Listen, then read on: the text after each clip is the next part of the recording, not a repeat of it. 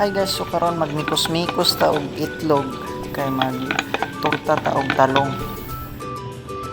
Tapos butangan dayon natong magic sarap. So pabukal ta gini tubig. Ilunod na to ang talong. Isa ra ka buka ang giluto kaya ako ra may mukaon. So bukal na siya guys, Yan na guys, ang tawag. bukal na guys. Bukal na. So ato na siyang ibutang sa plato, dayon tas atong pikason. Tas atong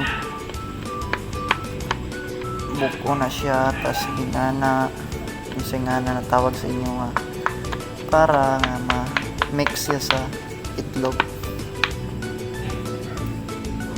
So mauna na siya guys. Tas butangan na itong mantika. Ato ang pabukalon.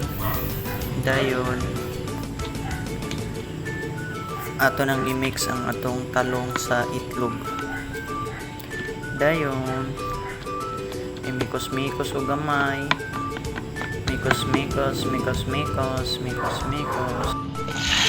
Dayon nakuha dayon ilunod sa kalahang ng tupat. Sumuha ni siya guys.